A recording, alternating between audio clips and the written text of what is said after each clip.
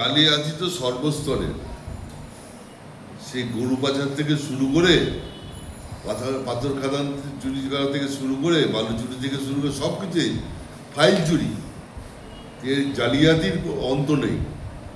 কিন্তু এখানে রানাঘাট শহরের মতো রানাঘাট শহরের বিভিন্ন জায়গাতে ফেক আইটিআই চলছে।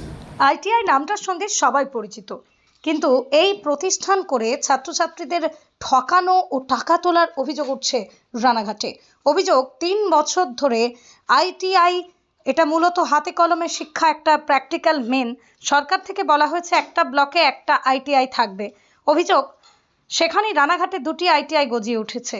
যারা পয়সা দেখিয়ে অধিকাংশ ছাত্রদের পড়ানো হচ্ছে উড়িষ্যা থেকে, যেখানে স্টুডেন্ট যারা পড়ছে তারা কিছু শিখছে না, স্বল্প খরচে তারা পরবর্তীতে গিয়ে সমস্যায় পড়ছে, হাতে কলমে কিছু শিখছেই না।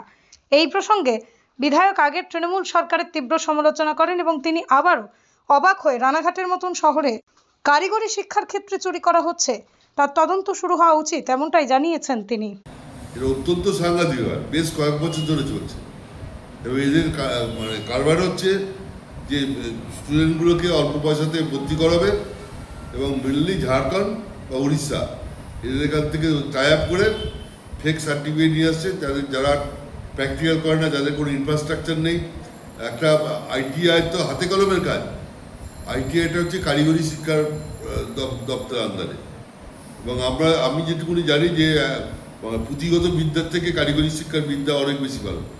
সারা পৃথিবীর একটা স্ট্যাটিস্টিক্স হচ্ছে পুঁথিগত বিদ্যাতে শিক্ষিত হয়ে 30% মানুষ নিজেকে প্রতিষ্ঠিত করতে পেরেছে, আর কারিগরি শিক্ষাতে শিক্ষিত হয়ে 70% মানুষ নিজেকে প্রতিষ্ঠিত করতে পেরেছে। সেই কারিগরি শিক্ষার ক্ষেত্রেও এদের এই চুরি চলছে এবং এত ফেক চলছে, রানাঘাট শহরে চলছে। এর নিশ্চিতভাবে তদন্ত হওয়া দরকার। অবিলম্বে যারা এগুলো চালাচ্ছে তাদের বিরুদ্ধে ব্যবস্থা নেওয়া দরকার। এই যে 2 বছর ধরে কন্টিনিউ চলছেন, উনি সবাইকেও জানিয়েছিলেন, উনি আশাবাদী যে এবার মোটামুটি তার দৃষ্টিভঙ্গি কী বলবেন? সরকারই তো ছিল না, সরকার তো চোরের সরকার ছিল, সরকারি ইন্টেলিজেন্সিতে এগুলো হচ্ছিল। নতুন পরিবর্তনের মধ্যে নতুন সরকার এসছে, আইনের শাসন প্রতিষ্ঠিত হতে যাচ্ছে বা হয়েছে অনেকটা। এইবার তার ব্যবস্থা নিশ্চিতভাবে হবে, আমি অন্তত প্রত্যাশা রাখছি।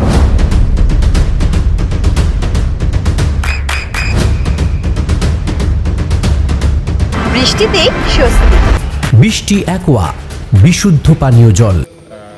ইন্ডাস্ট্রিয়াল ট্রেনিং ইনস্টিটিউট মানে আইটিআই যেটা আছে, আইটিআই হচ্ছে মূলত হচ্ছে হাতে কলমে শিক্ষা, এটা প্র্যাকটিক্যালটাই মেন।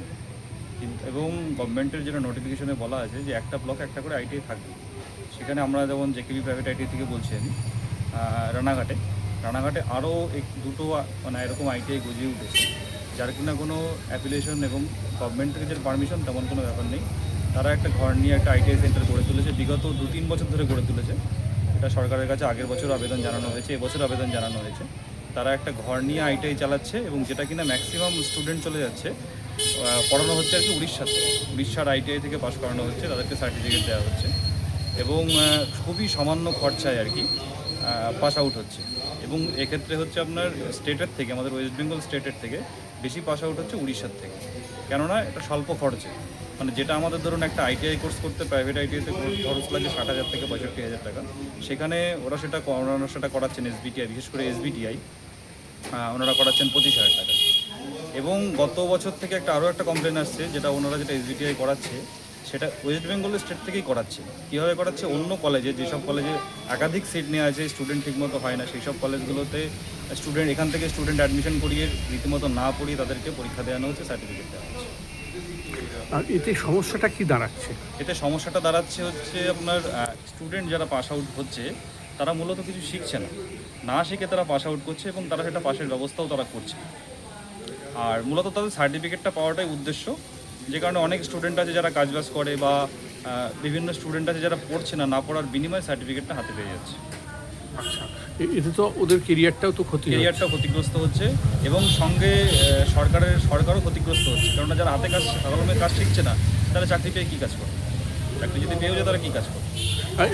এক্ষেত্রে আরেকটা জিনিস ক্ষতি হচ্ছে, যেটা আমাদের ওয়েস্ট বেঙ্গল স্টেটের বাইরে দেখা যাচ্ছে যে সারা দেশে যদি সংখ্যাগরিষ্ঠতা দেখা যায় যে আইটিআইয়ের সংখ্যা কত, সেখানে তখন দেখা যাবে যে ওয়েস্ট বেঙ্গলের থেকে উড়িষ্যা এগিয়ে যাবে। কেন এগিয়ে যাবে? কারণ ওয়েস্ট বেঙ্গলের থেকে বেশি পড়াশোনা বেশি করছে হচ্ছে আইটিআইতে উড়িষ্যা ওয়েস্টে, কারণ ওখানে প্রচুর আইটিআই রয়েছে যারা কিনা মানে সার্টিফিকেট যদি বিক্রি করছে বলতে পারেন।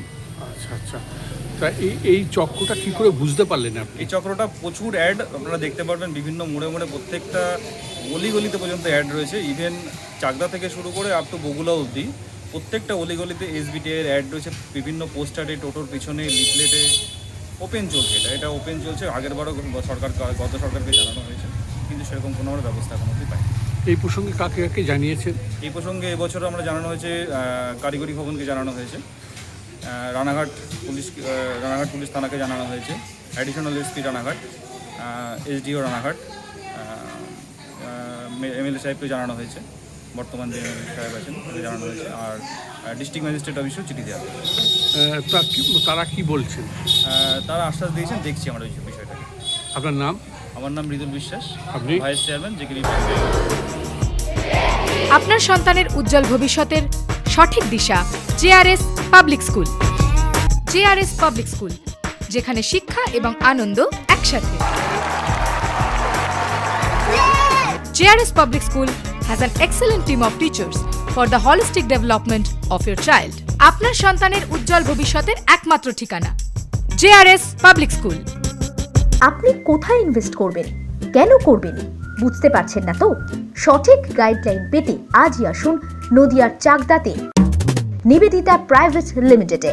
Nivedita private limited, marketing and distribution service. Balcony বা সিঁড়ির রেলিং, মডিউলার কিচেন বা ড্রয়িং রুম, এক কথায় আপনার স্বপ্নের বাড়িকে করে তুলুন আরো সুন্দর। Chakdah ply centre, gorgeous look বা কোয়ালিটি সবে 3 নম্বর 1 Chakdah ply centre. Chakdah ply centre, KBM, Chakdah, Nadia. হোমওয়ার্কটা করেছো? হ্যাঁ স্যার। এ বাবা, ভুল করেছো কেন? চোখে কেমন ঝাপসা দেখছি, লিখতে আর পড়তে খুব সমস্যা হচ্ছে।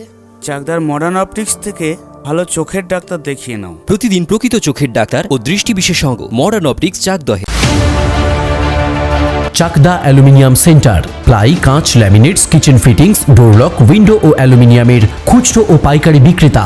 চাকদা অ্যালুমিনিয়াম সেন্টার, পূর্বলালপুর 50 নম্বর রেলগেটের পাশে, চাকদা, নদিয়া। নদিয়া জেলার সবথেকে বড় বিল্ডার্স চাকদার মা মনসা বিল্ডার্স, রড ও সিমেন্টের পাইকারি ও খুচরো বিক্রেতা।